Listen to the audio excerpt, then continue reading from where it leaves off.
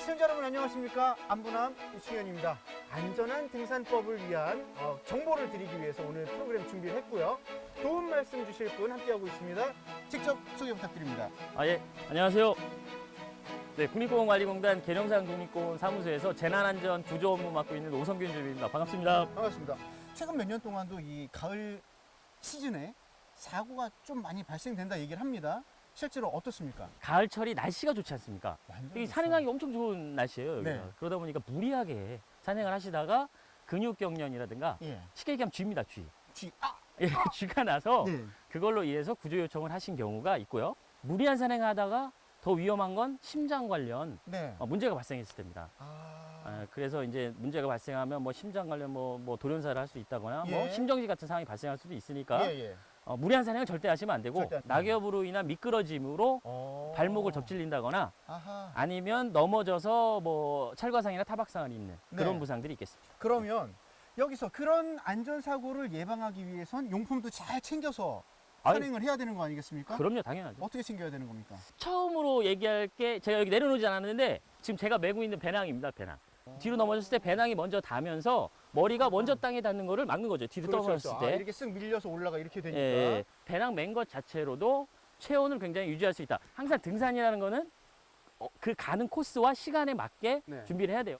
휴대폰과 보조 배터리. 예, 휴대폰, 당연히 휴대폰 챙기셔야 됩니다. 이건 구조 요청 관련된 것도 그렇고 정보를 얻는 것도 그렇고요. 예. 그 다음에 만약에 랜턴을 안 갖고 왔을 때 랜턴 대용으로도 쓸 수 있습니다. 그렇죠. 근데 이제 문제가 배터리가 금방 소모된다는 거예요. 예. 그래서 최소한 오시기 전에 여분의 배터리를 챙기지 않는다면 완충을 해야 된다. 그렇죠. 충전을 완충을 해야 완충을 된다. 하거나 보조 배터리를 여벌로 준비한다. 등산 사고가 일어나는 경우를 피할 수 없단 말이죠. 주로 어떤 상황에 등산 사고가 일어나는지 말씀해 주시죠.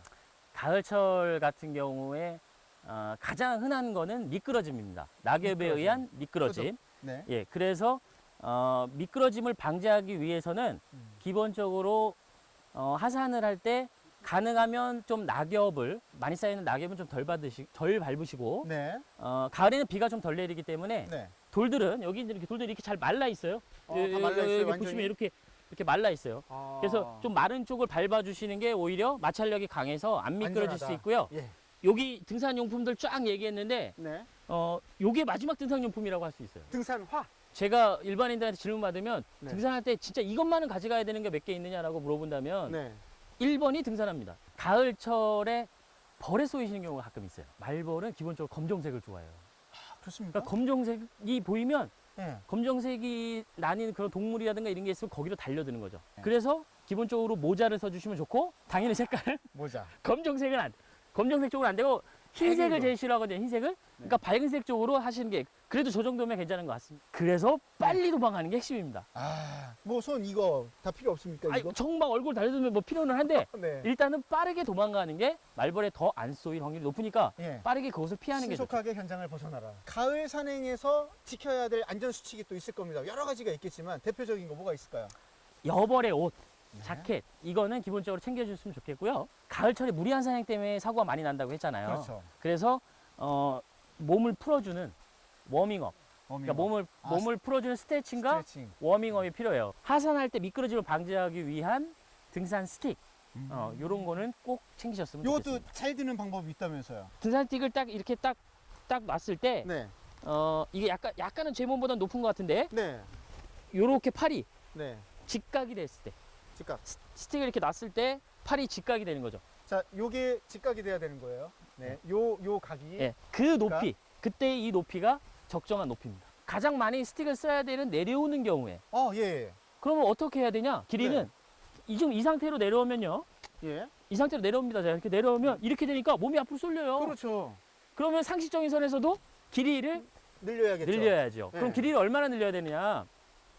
보통 일반적으로 10cm 정도, 한 요 정도 얘기하거든요. 10cm 정도를, 주먹 하나 정도 요 정도 들어요. 맞는 것 10cm 같아요. 정도를 네. 늘려주면 일반적으로 맞는데, 예.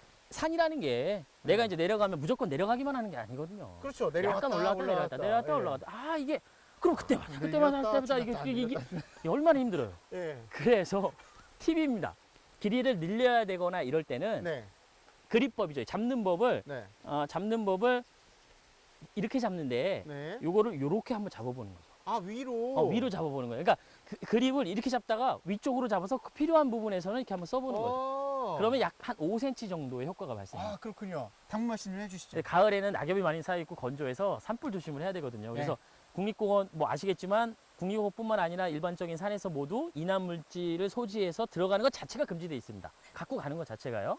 그리고 당연히 흡연이라든가 뭐 불을 켜서 취사하는 행동 그런 거 모두 금지되어 있는 상황이니까 잘 지켜주시고 혹시라도 산불 같은 거 발생하시면 신고 이런 것도 빨리 해주시면 저희가 빨리 대처를 해서 네. 산불을 꺼서 여기 이렇게 아름다운 대자연 잘 지키도록 하겠습니다. 이 가을산에서 안전한 산행 취하시고 좋은 추억도 많이 남겨가시면 좋겠습니다.